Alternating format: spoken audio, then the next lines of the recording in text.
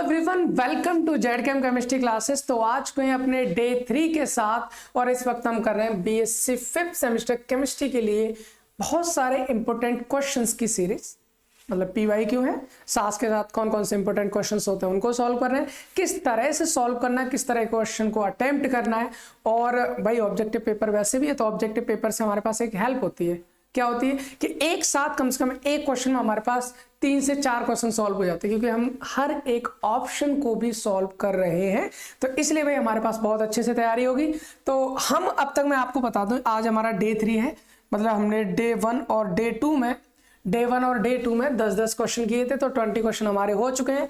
तो ये हमने 1 से लेकर 20 तक के जितने भी क्वेश्चंस हैं उनको हमने सॉल्व कर लिया है। आज हम करने वाले हैं क्वेश्चन नंबर 21 से लेकर 30 तक के सारे क्वेश्चंस। तो चलिए, now the first question is which of the following form of cyclohexane is more stable.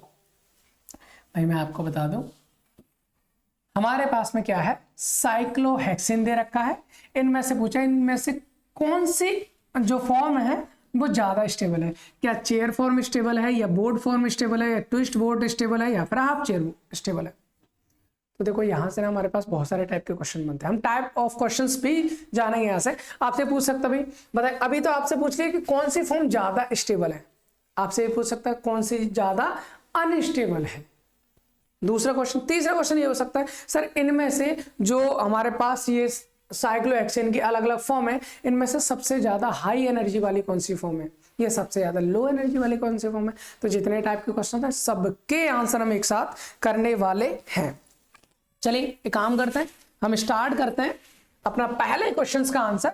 तो हम स्टार्ट करेंगे जो साइक्लोहेक्सेन होता है वो कौन कौन सी फॉर्म बनाता है। तो हम लौटते हैं अपने इस तरफ आते हैं, चलिए ना। चलिए भाई हम बात कर रहे हैं सर साइक्लोहेक्सेन की। तो now come to the cyclohexane की अगर हम बात करें तो साइक्लोहेक्सेन का फॉर्मूला होता है हमारे पास, एक रिंग होती है 6 मेंबर रिंग, इस तरह से इसको हम साइक्लोहेक्सेन बोलेंगे। हाँ भाई इसको कहा जाता है साइक्लोहेक्सेन, मतलब 6 कार्बन है हमारे पास और 6 कार्बन हमारे पास इस तरह से साइकिल में लगे होते हैं, तो उसको हम साइक्लोहेक्सेन कहते हैं, ठीक है। But this structure is not planar. ये आपकी जो स्ट्रक्चर है वो प्लेनर नहीं होती। सर क्यों नहीं प्लेनर होती? Because each carbon in cyclohexane is sp3 hybridise, और जहां sp3 हाइब्रिडाइजेशन होता है उसकी ज्योमेट्री क्या होती है भी, टेट्राहेड्रल होती है। और टेट्राहेड्रल होती है तो हम जो इस तरह से जो रिंग बना रहे हैं हम प्लेनर, ये प्लेनर नहीं होती भी। सर अगर प्लेनर नहीं होती है तो किस तरह की रिंग होती है? तो मैं आपको बता दूं, ये जो रिंग होती है वो एग्जिस्ट करती है इन चेयर फॉर्म।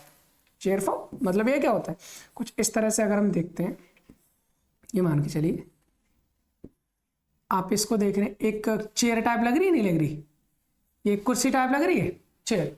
कितने कार्बन सर इसमें? 6, 1 2 3 4 5 6, ये 6 कार्बन है हमारे, इसको हम बोलते हैं चेयर फॉर्म। यानी कि इस तरह से अगर हम बोले तो मैं आपको कुछ चीजें थोड़ा सा दिखाने की कोशिश करता हूं, आपको शायद ये चीजें समझ में आए, और शायद क्या आनी ही है भाई, आनी ही है। मैं आपको चेयर फॉर्म बता देता हूं, उसके बाद सारी चीजें आप खुद से खुद समझ जाओगे। जैसे मान लीजिए हमारे पास 6 कार्बन है। अब ये 6 कार्बन आपको सामने से देखने में ऐसा लग रहा हो कि प्लेन में, लेकिन एक्चुअली प्लेन में नहीं होते, ये कुछ इस तरह से होता है। देखो मैंने यहाँ पर देखा, एक कार्बन यहाँ पे ऊपर है, ये नजर आ रहा होगा, और ये 1 2 3 4 5 6 इस तरह से है। तो ये 4 कार्बन इस तरह से आएंगे, ये ऊपर की साइड उठ रहा है, ये इस तरह उठ रहा है। तो आपको लग रहा है कि ये चेयर टाइप है ना, ये कुर्सी टाइप बन गई, तो इसको बोलते हैं चेयर फॉर्म। अब यहाँ पर ये ना चेयर जो होती है हमारे पास साइक्लोहेक्सेन, ये कन्फर्मेशन दिखाते हैं भी। कन्फर्मेशन इसकी एक फॉर्म ये हो गई, दूसरी फॉर्म ये होती है हमारे पास। दूसरी फॉर्म क्या होती है, कुछ इस तरह से, मतलब अगर मैं इसको इस तरह से और सीधा कर दूं, मतलब ये जो हमारे पास है ना, ये इसको हम क्या बोलेंगे, चेयर फॉर्म बोलेंगे। अब यही जो चेयर फॉर्म है, देखो ध्यान से देखो, ये जो हमारे पास चेयर फॉर्म थी ना, बिल्कुल अब ये चेयर फॉर्म में ये जो बॉन्ड है ये थोड़ा सा इस तरह से हो जाए, है ना, ये सीधे हो जाए, यहाँ से सीधे हो जाए, एक तरफ रहे, तो ये क्या है, ये भी चेयर है, लेकिन कौन सी चेयर है, आधी चेयर है, इसलिए इसको कहा जाता है चेयर फॉर्म, और इसको कहा जाता है हाफ चेयर। क्या कहेंगे इसको, हाफ चेयर। अच्छा हाफ चेयर, फिर दोबारा से देखो, ये था इसको सीधा कर दिया, अब इसको और ऊपर कर दो तो हमारे पास क्या फॉर्म बन जाएगी सर, हमारे पास फॉर्म बन जाएगी कुछ इस तरह से, ये हमारे पास बन जाएगी 1 2 3 4 5 और 6 सर। इसको क्या कहा जाता है भाई, इसका नाम होता है बोट। क्या नाम होता है इसका, बोट फॉर्म हो जाता है।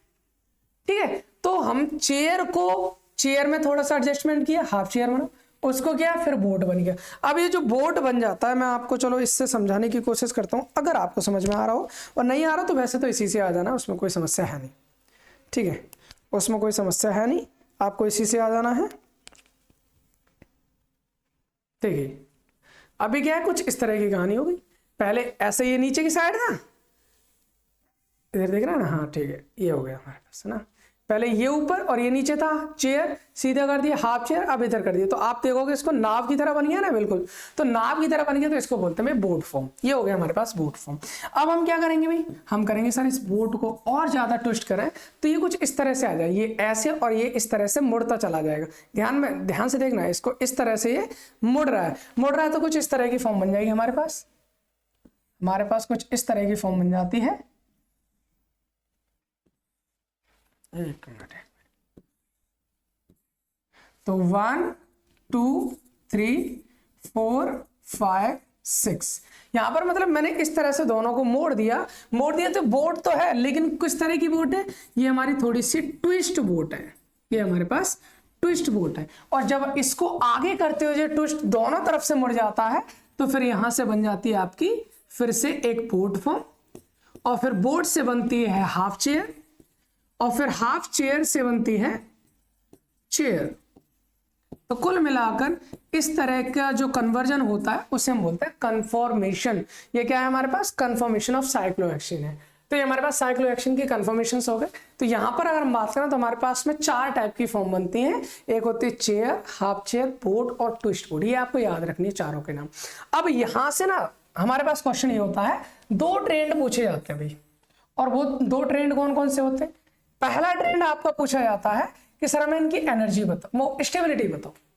तो सबसे ज्यादा स्टेबल होता है कि अगर मैं देखूं ये वाला कार्बन और ये वाला कार्बन मैक्सिमम दूरी पर है और मैक्सिमम दूरी पर है, तो इनमें होगा सबसे कम रिपल्सन, और जिसमें रिपल्सन कम वो सबसे ज्यादा स्टेबल। और सबसे ज्यादा स्टेबल फिर कौन हो जाएगा हमारे पास, हम कहेंगे सर जो चेयर फॉर्म है ना वो सबसे ज्यादा स्टेबल होगा। अगर हम इनके स्टेबिलिटी का क्रम पूछें तो सबसे ज्यादा स्टेबल कौन होगा, चेयर फॉर्म। और सबसे अगर बात करूं सबसे कम स्टेबल, तो सबसे कम होगा भाई हाफ चेयर। आप कहेंगे सर क्यों होगा हाफ चेयर कम, क्योंकि हाफ चेयर में ये जो कार्बन आ रहे हैं ना प्लेन में आ गए, और हम तो पहले बोला था प्लेनर नहीं होता है, प्लेनर नहीं होता है, और प्लेन में आ गए तो फिर अनस्टेबल तो हो ही जाना है। तो हाफ चेयर जो होगा, जो हमारे पास हाफ चेयर है, ये सबसे कम स्टेबल होगा। तो हमने क्या कहा भाई, हमने कहा सर सबसे ज्यादा स्टेबल चेयर और सबसे कम स्टेबल हाफ चेयर। अब हमारे पास 2 बच्चे हैं। अब हमारे पास कितने बच्चे हैं सर, 2 बच्चे हैं। तो हमारे पास ये सबसे स्टेबल, ज्यादा स्टेबल, ये सबसे कम स्टेबल। अब बोट में और ट्विस्ट बोट में कौन ज्यादा स्टेबल होगा, हम कहेंगे सर जहां पर रिपल्सन कम वो ज्यादा स्टेबल, और जहां पर रिपल्सन ज्यादा वो कम स्टेबल। हम कहेंगे सर ये जो फॉर्म है ना, ये कुछ तरह की इस तरह की बोट ही तो था, ये बोट, इन दोनों के बीच में रिपल्सन होगा।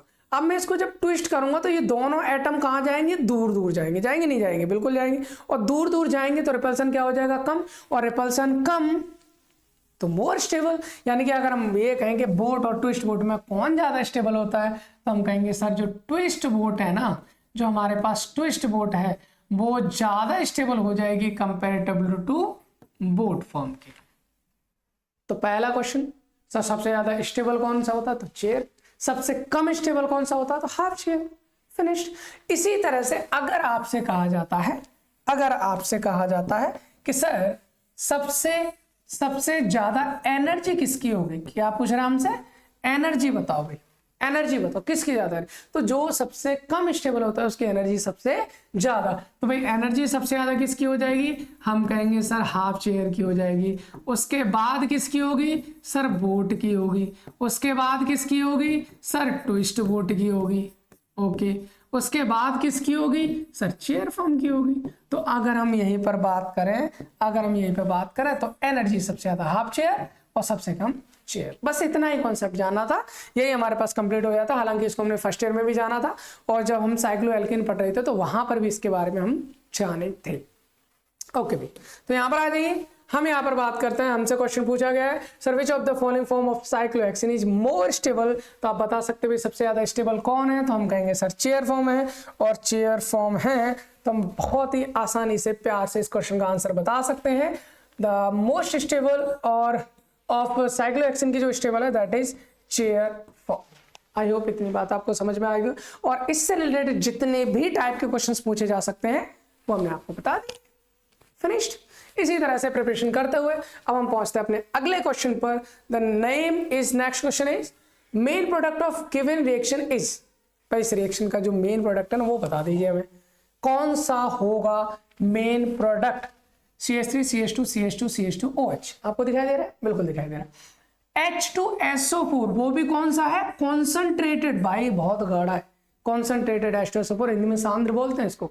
कॉन्सेंट्रेटेड H2SO4 की प्रेजेंस में 160 डिग्री पर हम क्या कर रहे हैं, हीट कर रहे हैं। तो मैं आपको बता दूं, अगर किसी भी एल्कोहल को हाई टेम्परेचर पर कॉन्सेंट्रेटेड एसिड की प्रेजेंस में अगर आप हीट करते हो तो वहां से निकल जाता है H2O। भाई वहां से डिहाइड्रेशन हो जाता है। क्या हो जाता है, डिहाइड्रेशन। और डिहाइड्रेशन हो जाएगा मतलब H2O निकल जाए। अब H2 निकलता कहां से ये भी बता दो सर। इस कार्बन पर तो OH है, बिल्कुल ये OH यहां से निकल जाएगा। दूसरे कार्बन से लिख लेते ना, बिल्कुल दूसरे कलर से थोड़ा लिख लेते, आपको अच्छे से समझ में आएगा ना।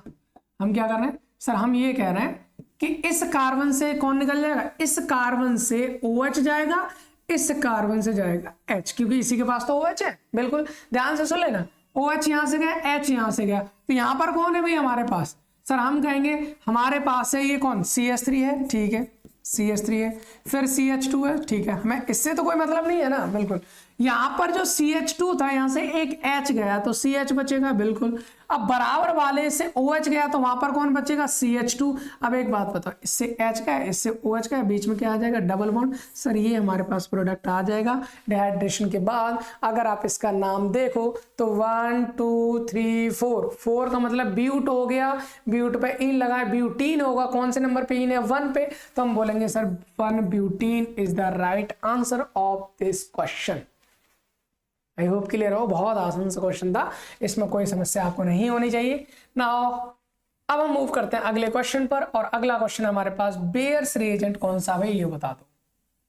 बेयर्स रिएजेंट कौन सा भाई, KMnO4 तो होता है बेयर्स रिएजेंट में, ये तो सबको पता है भाई KMnO4 होता है सर। लेकिन कौन सा KMnO4, क्या मैं एसिड डाल दूं या न्यूट्रल रहे या बेस डाल दूं, तो कौन सा। तो मैं आपको बता दूं जो बेसिक मीडियम होता है ना, एल्कलाइन मीडियम, क्षारीय माध्यम किसी भी KMnO4 का, डाइल्यूट एल्कलाइन KMnO4 को बेयर्स रिएजेंट कहा जाता है। ये आप ध्यान रखेंगे, ये डायरेक्टली क्वेश्चन पूछ लिया गया है, कोई प्रॉब्लम नहीं, बहुत ही आसान सा क्वेश्चन था। अब हम चलते हैं अपने अगले क्वेश्चन पर, और अगला क्वेश्चन बहुत ही प्यारा है, बहुत ही अच्छा सा क्वेश्चन है। क्वेश्चन ये कह रहा है इन द गिवन रिएक्शन, ये हमारे पास की रिएक्शन दे रखी है, विल नॉट बी, कौन सा नहीं होगा, X। देखो सुनो, हमें किसी X से रिएक्शन कराइए, एल्काइन चेंज हो गया एल्कीन में, क्या देखो लिंडलार कैटलिस्ट है सर, ये भी हमारा क्या करता है, एल्काइन को एल्कीन में लेके जाता है, P2 कैटलिस्ट भी लेके जाता है, NaNH3 भी लेके जाता है। बट प्रॉब्लम ये है कि ये दोनों बनाते हैं सर सिस, और ये वाला बनाता है ट्रांस। फोर्थ में तो नन है ना, तो ये ट्रांस बनाता है, ये सिस बनाता है। और सर ट्रांस बनाने के लिए दोनों कार्बन पर अलग अलग टाइप के ग्रुप होने चाहिए। तो अगर मैं बात करूं इस पर, अगर इसकी बात करूं, एक CH3 होगा, एक H लग जाए, दोनों अलग हो गए। लेकिन यहाँ पर 2 H होने की वजह से क्या कोई कंपाउंड ट्रांस बना सकता है, हम कहेंगे सर कदापि नहीं बना सकता है। और नहीं बना सकता तो कौन सा नहीं बना सकता, तो हम कहेंगे सर NaNH3 नहीं बना सकता। तो ऑप्शन कौन सा सही हो जाएगा, option C will be the correct answer. इसलिए नॉट पूछा, ध्यान रखना, ये काम कौन नहीं करेगा, तो हम कहेंगे NaNH3 नहीं करेगा, क्योंकि ट्रांस बनाता हो, यहाँ पर ट्रांस की कोई पॉसिबिलिटी नहीं है। ओके, बस इतना ध्यान रखना है। और दूसरा, अगर आपको, हाँ इसमें से एक टाइप का क्वेश्चन और क्या लिख सकते हैं, हम लिख सकते हैं जैसे सर हमारे पास लिंडलार कैटलिस्ट है ना, इसका फॉर्मूला क्या होगा, आपके पास PD रहेगा, PD के साथ या तो BaSO4 हो या फिर CaCO3 कुछ भी हो तो आपका लिंडा कैटलिस्ट होता है। P2 कैटलिस्ट जो होता है वो निकल बोराइड होता है Ni2B। इनका फॉर्मूला आप याद रख सकते हो। अगर आगे मान लीजिए इनका फॉर्मूला पूछे तो आप बता सकते हो। और दूसरा ये भी क्वेश्चन हो सकता है कि ये दोनों आपके कौन से एल्कीन बनाएंगे, सिस, और ये कौन से एल्कीन बनाएगा, ट्रांस। आई होप क्लियर है। और इसकी चीजें भाई, इससे रिलेटेड जितनी भी चीजें हम तो पढ़ चुके हैं ना, ये सारी रिएक्शंस हम पढ़ चुके हैं। ये क्या बनाता है, ये क्या बनाता है, ये क्या बनाता है। केमिस्ट्री ऑफ एल्कीन की प्रिपरेशन में और केमिस्ट्री ऑफ एल्काइन की केमिकल रिएक्शंस में, दोनों ये रिएक्शंस हमने पढ़ रखी हैं, है ना। तो भाई इस चीज का आप ध्यान रखेंगे। अगर आपके पास टाइम है तो आप कंप्लीट लेक्चर कर लीजिए, चैनल पर हमारे पड़े हुए हैं। और अगर आपको प्लेलिस्ट में नहीं मिलते हैं तो आप इसी लेक्चर के डिस्क्रिप्शन में चले जाओ, और डिस्क्रिप्शन में जाने के बाद वहां पर सभी यूनिट्स के मैंने लिंक आपको अपलोड कर रखे हैं। तो आप क्लिक करेंगे, सीधा प्लेलिस्ट में पहुंचेंगे, और आपके जो भी सिलेबस है, जो भी आपके पास बुक है, जो भी आपका टॉपिक आपको पढ़ना है, उसके अनुसार आप पढ़ लीजिए। चलिए अब हम बात करते हैं अपने अगले क्वेश्चन के पास। और अगला क्वेश्चन है हमारे पास क्वेश्चन नंबर 25। बहुत ही सिंपल सा क्वेश्चन है, बहुत ही सिंपल सा क्वेश्चन है। हमसे क्या पूछा भाई, हमसे कहना चाह रहा है, बताइए भाई सर हमारे पास में क्लोरोबेंजीन, ठीक है, क्लोरोबेंजीन बना लो सर। ये हमारे पास एक बेंजीन है, ठीक है। अब इस बेंजीन से मैंने लगा रखे Cl, इसको हम बोलेंगे क्लोरोबेंजीन, ठीक है। And Maithil chloride, okay. Maithil chloride क्या हो गया, CH3Cl को सर हम मैथिल क्लोराइड कहते हैं, ओके। अब क्लोरोबेंजीन और methyl chloride react with sodium to form toluene. अगर मैं इसकी रिएक्शन करा दूं किससे, सोडियम से, तो ये हमारा क्या बनाता है भाई, टोलुइन बनाएगा। टोलुइन का मतलब CH3 रिंग से कौन लगा होगा, बेंजीन रिंग से CH3 लगा होता है, इसको हम टोलुइन कहते हैं, ये बनाता है। तो सर होगी कैसे रिएक्शन, यहाँ पर हमारे पास 2Na यूज होता है, 2NaCl निकल जाएगा ड्राई ईथर की प्रेजेंस में, ड्राई ईथर की प्रेजेंस में, और CH3 जाके सीधा रिंग से लग जाएगा। तो हमसे पूछा बताओ इनमें से कौन सी रिएक्शन होगी। भाई मैं आपको सच बता रहा हूँ, ये रिएक्शन ऐसा पॉसिबल ही नहीं है जो हमने नहीं कराई, कराई हमने एल्केन में भी करा रखी भाई, ये आपको पता होनी चाहिए ये रिएक्शन। तो आपसे कहें बुर्ज रिएक्शन तो हम कहेंगे नहीं, फ्रीडल क्राफ्ट बोलेंगे नहीं, बुर्ज फिटिंग है बिल्कुल कहेंगे यस, यस सर ये बुर्ज फिटिंग रिएक्शन, इसको हम बुर्ज फिटिंग रिएक्शन कहते हैं। तो option B will be the right answer. आप कहेंगे सर बुर्ज रिएक्शन क्या होती है, फ्रीडल क्राफ्ट रिएक्शन क्या होती है, एक बार बता दो। चलिए एक काम करते हैं, बता लेते हैं। क्यों, क्योंकि आपको इनकी जरूरत तो वैसे ही पड़ने वाली है, अभी नहीं, इस पेपर में नहीं पूछेगा, आपके पेपर में पूछ लेगा ना। तो देखो मैं आपको ना 3 रिएक्शन बता रहा हूं भाई, अब ध्यान से सुन लेना 3 रिएक्शन कौन कौन सी। पहली रिएक्शन हमारे पास बुर्ज रिएक्शन, बुर्ज रिएक्शन, ओके। दूसरी रिएक्शन हमारे पास बुर्ज Fittig reaction, Fittig reaction, okay. तीसरी रिएक्शन भी है हमारे पास एक, और उसका नाम है सिर्फ fitting reaction, Fittig reaction, okay. अब इन तीनों रिएक्शन में ना बहुत ज्यादा अंतर नहीं है भाई, बहुत सिंपल सी चीज है। आपका देखो बुर्ज रिएक्शन में, बुर्ज का मतलब एल्किल हैलाइड और फिटिंग का मतलब एरिल हैलाइड, ऐसे याद रखो। बुर्ज का मतलब यहां पर आपको 2 एल्किल हैलाइड मिलेंगे, 2 एल्किल हैलाइड, RX के कितने मॉलिक्यूल मिलेंगे आपको, 2 RX। फिटिंग में आपके पास 2 एरिल हैलाइड मिलेंगे, एक एरिल हैलाइड ये रहा, X लगा देते हैं जो भी आपका हैलोजन हो, और दूसरा एरिल हैलाइड मेरा ये रहा, ठीक है, ओके। बुर्ज फिटिंग की बात करें तो भाई एक मेरे पास एरिल होगा और एक मेरे पास एल्किल हैलाइड होगा, ठीक है, एक मेरे पास एल्किल हैलाइड। रिएक्शन हम कराते हैं तीनों में ही किसके साथ, सोडियम के साथ। रिएक्शन हम सोडियम के साथ ही कराएंगे तीनों में। देखो तीनों रिएक्शन एक साथ करा रहा हूं, कोई सी भी पूछी जाएगी आपसे ना, तो आप ध्यान से सुन लेना इधर। और प्रेजेंस हमारी रहती है ड्राई ईथर, प्रेजेंस हमारी रहती है यहां पर ड्राई ईथर की, ठीक है, ओके। अब बनता क्या वो सुन लो, देखो ध्यान से। अगर मैं बुर्ज रिएक्शन की बात करूं, बुर्ज दोनों एल्किल है, बुर्ज फिटिंग एक एल्किल एक एरिल, फिटिंग दोनों ही एरिल, ठीक है ना। तो यहां पर क्या होगा, ये एक Na इस X को, दूसरा Na इस X को, दोनों को मिलकर क्या निकाल लेगा, 2NaX, और यहां से एक R बचा, यहां से एक R बचा, दोनों आपस में आकर जुड़ जाएंगे। इसको बोलते हैं बुर्ज रिएक्शन, ये करा रखा भाई हमने, है ना। अगर हम यहाँ की बात करें, 2Na मिलकर 2NX में ऐसे भी निकाल लेंगे इसी की तरह। यहां से बचा कौन, रिंग, और यहां से बचा कौन, R। ये दोनों आपस में आकर जुड़ जाएंगे, ठीक है। यहां पर बात करें भाई, 2NX तो निकल गया ना, बिल्कुल। यहां पर कौन बचा, रिंग, और यहां पर भी कौन बचा, रिंग। और ये दोनों रिंग इस तरह से थोड़ा आपस में आके क्या हो जाएंगी, जुड़ जाएंगे, बाइफिनल बनेंगे। तो इस तरह की इसे बोलेंगे बुर्ज रिएक्शन, बुर्ज फिटिक और फिटिक। तो आई होप आप इजीली अब पहचान पा रहे हो, क्लोरोबेंजीन एक तरफ मतलब बेंजीन आ रहा है और एक तरफ मिथाइल मतलब एल्किल ग्रुप आ रहा है, तो हम क्या बोलेंगे, कौन सी रिएक्शन हो जाएगी, बुर्ज फिटिक रिएक्शन हो जाएगी। आप साथ में साथ उसने फ्रीडल क्राफ्ट रिएक्शन भी बोल रखी है। चलो हम एक काम करते हैं, फ्रीडल क्राफ्ट रिएक्शन को भी समझ लेते हैं, ताकि फिर हम आगे बढ़े। आगे अगर बाई चांस इस तरह की रिएक्शन आती है, हमारे पेपर में आती है, तो हमें दिक्कत ना हो, है ना। अभी हम बात कर लेते हैं Friedel craft reaction, Friedel craft reaction, Friedel craft reaction, ठीक है। क्या होगा फ्रीडल क्राफ्ट रिएक्शन, अच्छा यहां पर भी ना फ्रीडल क्राफ्ट दो तरह की होती है भाई, फ्रीडल क्राफ्ट रिएक्शन भी दो तरह की होती है। एक होती है हमारे पास फ्रीडल क्राफ्ट एल्काइलेशन, ये आपको ध्यान रखना है। दूसरी होती है हमारे पास Friedel Crafts acylation, Friedel Crafts alkylation और फ्रीडल क्राफ्ट एसाइलेशन। हमारे पास एक रिंग है, ठीक है, ये हमारे पास हमने एक रिंग ले रखी है। अब मैं इसकी रिएक्शन मान लीजिए बेंजीन ही ले लेते हैं खाली, इसकी रिएक्शन में किसी भी एल्किल हैलाइड से करा देता हूं। मान लो कोई भी मेरे पास से R ले लो, CH3 ले लो, चलो CH3 Cl के साथ करा रहा है in presence of anhydrous AlCl3, AlCl3 की प्रेजेंस में करा रहा है।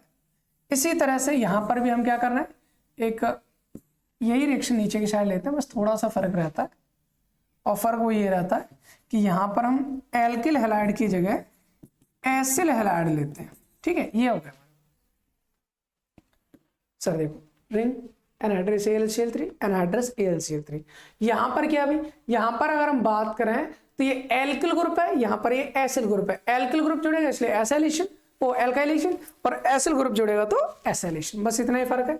अंतर क्या होता है, AlCl3 आएगा, यहां से Cl नेगेटिव को ले जाएगा, तो यहां पर बचेगा CH3 पॉजिटिव। कौन बचा भाई, CH3 पॉजिटिव। तो यहां पर क्या जाके लग जाएगा, यहां पर कहीं भी आप जोड़ दो एक CH3 जाके लग जाएगा। और अगर मैं यहां पर बात करूं तो यहां पर कौन जाके लग जाएगा, यहां पर C double bond O CH3 जाकर लग जाएगा, क्योंकि यहां पर देखो Cl नेगेटिव निकलने के बाद CH3 पॉजिटिव ही तो बचेगा, ये इसका इलेक्ट्रोफाइल हो गया। यहां से Cl निकलने के बाद क्या बचेगा, CH3CO पॉजिटिव बनेगा, बचेगा, ये इसका इलेक्ट्रोफाइल हो गया। तो यहां पर कौन जुड़ रहा है, एल्किल ग्रुप, इसलिए एल्काइलेशन, यहां पर एसिल ग्रुप है इसलिए एसाइलेशन।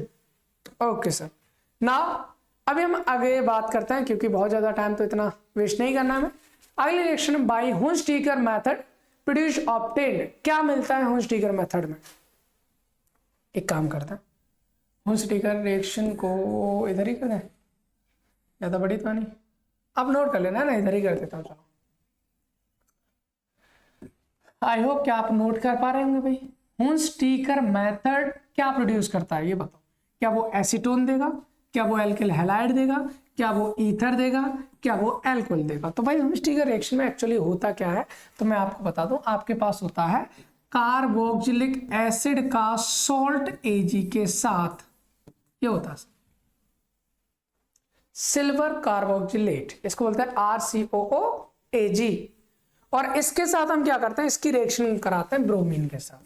किसके साथ कराएंगे, मान लो Br2 हो या फिर Cl2, किसी के साथ भी करा सकते हैं। और यहाँ वाटर नहीं लेते, वो CCl4 कार्बन टेट्राक्लोराइड का सॉल्यूशन लेते हैं जब हम इसकी रिएक्शन कराएंगे। भैया होता क्या है, तो मैं आपको बता दूं इसका प्रोडक्ट क्या बनेगा। इसका प्रोडक्ट ये होता है कि एक Ag एक Br के साथ में बड़े प्यार से AgBr निकाल लेता है, ओके। यहां से आपका CO2 भी निकल जाता है, ओके, प्लस यहां से बचा R, यहां से एक Br बचेगा और RBr जाके निकल जाता है। This is alkyl halide. तो हम क्या बोल सकते हैं सर, हुंस-स्टीकर मेथड में आपका क्या बनेगा, तो हम कहेंगे सर एल्किल हैलाइड का फॉर्मेशन होता है, एल्किल हैलाइड का फॉर्मूला। आई होप क्लियर है।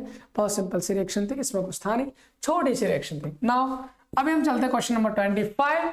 और 25 में हमसे क्या पूछा गया भाई, हमसे कहा बताओ भैया, क्या बताएं कि हमारे पास बेंजीन है, अगर हम बेंजीन को हीट करते हैं विद क्लोरीन के साथ, अगर हम Cl2 के साथ हीट करते हैं इन प्रेजेंस ऑफ सनलाइट, तो हमको बता दीजिए भैया प्रोडक्ट जो बनेगा क्या बनेगा, क्या वो TNT बनेगा, क्या वो BHC बनेगा, क्या वो DDT बनेगा, या इनमें से कुछ भी नहीं बनेगा।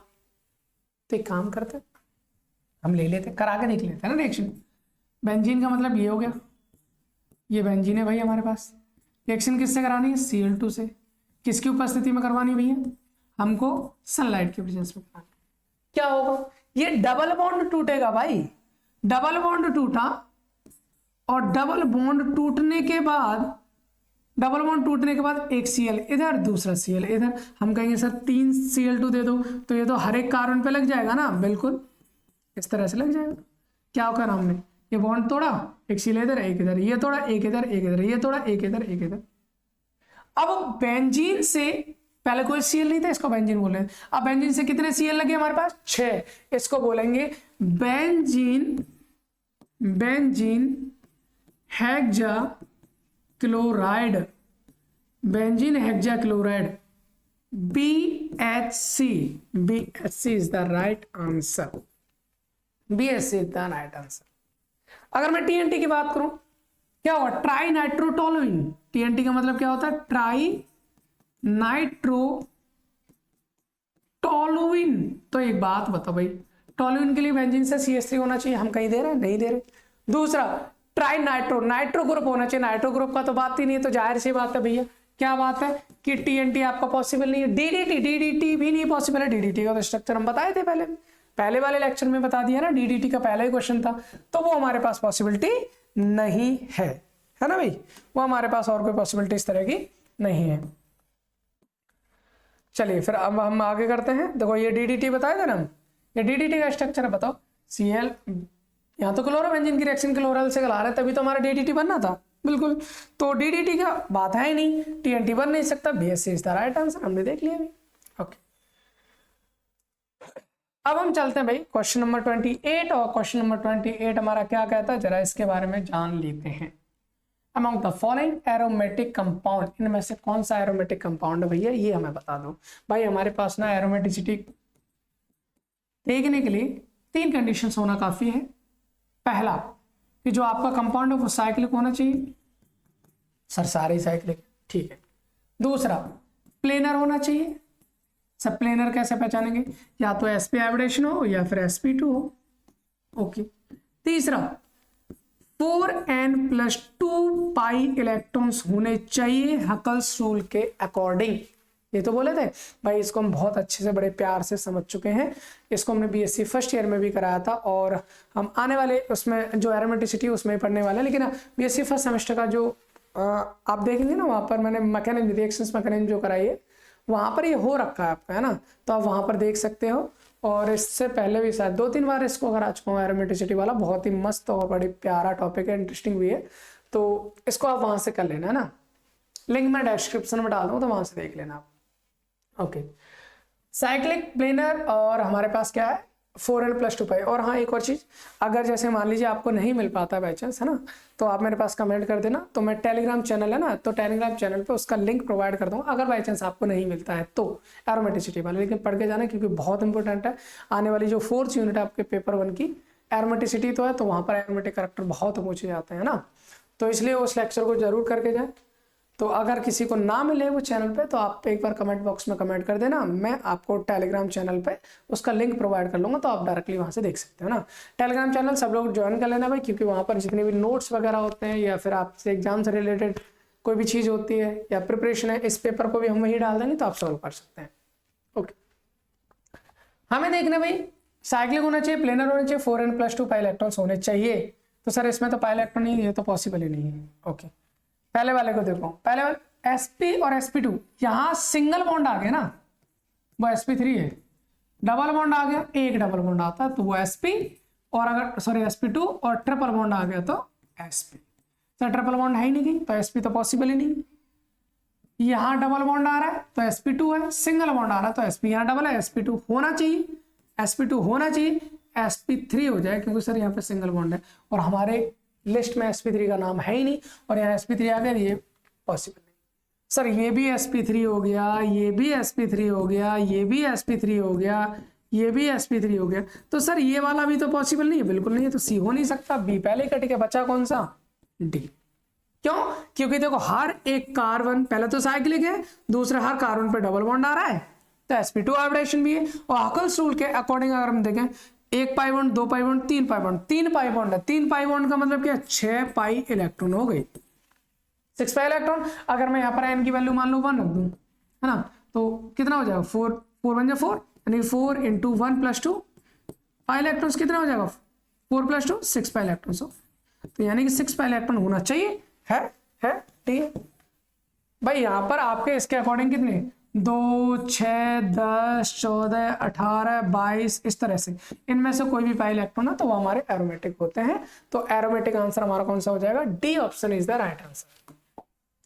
अभी हम चलते हैं क्वेश्चन नंबर 29 पर। क्वेश्चन नंबर 29 क्या कहता है हमसे, जरा देख लेते हैं भाई। हमसे कह रहा है sir which of the following is ortho and para directional. Sir ortho और पैरा डायरेक्शनल कौन होता है, तो मैं आपको बता दूं, अगर इलेक्ट्रोफिलिक सब्स्टिट्यूशन रिएक्शन है तो उनके लिए ऑर्थो पैरा डायरेक्टिंग जो होते हैं वो होते हैं हमारे पास इलेक्ट्रॉन डोनेटिंग ग्रुप, जो इलेक्ट्रॉन को डोनेट करते हैं, और मेटा डायरेक्टिंग वो होते हैं जो इलेक्ट्रॉन विड्रॉइंग ग्रुप, मतलब इलेक्ट्रॉन को लेते हैं। समझ में आ रहा है? अगर मैं यहां पर बात करूं जैसे जैसे जैसे कैसे भाई, जैसे ऐसे, अगर हम इलेक्ट्रॉन डोनेटिंग ग्रुप कौन कौन से होंगे भाई, तो इलेक्ट्रॉन डोनेटिंग ग्रुप जैसे किसी के पास लोन पेयर आ रहा है, NH2 हो गया, या फिर NH से मैंने कोई R जोड़ दिया है, या फिर NR2 हो गया है ना, या फिर हम बोल सकते हैं क्या OH हो गया, इसके पास भी लोन पेयर होते हैं, है ना, और भी OR ले लो, या फिर OR हो गया इसके पास, जिसके पास भी लोन पेयर है, ये सब हमारे इलेक्ट्रॉन डोनेटिंग ग्रुप होते हैं। अगर मैं इलेक्ट्रॉन विड्रॉइंग ग्रुप या मेटा डायरेक्टिंग की बात करूं, CH हो गया, C डबल बॉन्ड O होता है ना, या फिर C डबल बॉन्ड OH होता है, या फिर COOH हो गया, या फिर COOR हो गया, है ना, या फिर आपका NO2 हो गया, CN हो गया, बहुत सारे यहाँ पर डबल बॉन्ड ट्रिपल बॉन्ड आते हैं डायरेक्टली, लोन पेयर नहीं होता है, वो हमारे पास इलेक्ट्रॉन विड्रॉइंग ग्रुप होता है। अगर मैं बात करूं तो सर NO2 में, NO2 आपका विड्रॉइंग है इसलिए ये मेटा डायरेक्टिंग होता है, COOH ये भी मेटा डायरेक्टिंग, NH2 पर लोन पेयर होता है, NH2 पर क्या होता है, लोन पेयर, तो ये हो जाएगा ortho and para directing. SO3 में डबल बॉन्ड होता है तो ये भी हमारा मेटा डायरेक्टिंग, इसलिए हमारा ऑप्शन कौन सा हो जाएगा, option C is the right answer, ortho para directing. इनके अलावा अगर इनमें से कोई भी देता है तो आप इस तरह से देख सकते हैं कौन ऑर्थो डायरेक्टिंग होगा, ऑर्थो पैरा, या कौन Meta directing. Now the question is question number 30 है भाई। क्या कह रहा है क्वेश्चन नंबर 30 हमसे, electrophile used in Friedel Crafts acylation. लो भाई, फ्रीडल क्राफ्ट एसाइलेशन में कौन सा इलेक्ट्रोफाइल यूज होता है, अभी पढ़े थे, देखो अभी हम एक रिएक्शन पढ़े थे, फ्रीडल क्राफ्ट एसाइलेशन पढ़े थे, बिल्कुल ये रहा, देखो फ्रीडल क्राफ्ट एल्काइलेशन में एल्किल ग्रुप था, एसाइलेशन में कौन था, एसिल ग्रुप था, इलेक्ट्रोफाइल हमारा CH3CO पॉजिटिव या RCO पॉजिटिव, यानी CO पे पॉजिटिव होता है। जरा देखो भाई, देखो देखो देखो, है कोई आंसर क्या, है कोई आंसर क्या, CH3CO पॉजिटिव पहला, ये देखो पहला ही है, तो क्या हो जाएगा हमारे पास इलेक्ट्रोफाइल CH3CO पॉजिटिव।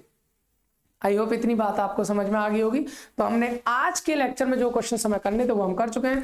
अभी हम आपको मिलते हैं अगले लेक्चर में एक नई एनर्जी, एक नए कॉन्सेप्ट के साथ। फिलहाल इस लेक्चर को यहीं समाप्त करते हैं और बस आपसे एक उम्मीद जरूर करना चाहेंगे कि जितना हो सके, जहाँ तक हो सके भाई लेक्चर को थोड़ा सा शेयर करो, है क्योंकि मैं आपके साथ मेहनत करना चाहता हूँ। आप अगर जरा सी भी हेल्प करेंगे तो मेरी मेहनत भी सक्सेसफुल होगी और आपका पढ़ना भी जहाँ तक हो सकता है वहाँ तक आप लेक्चर को भाई शेयर करो।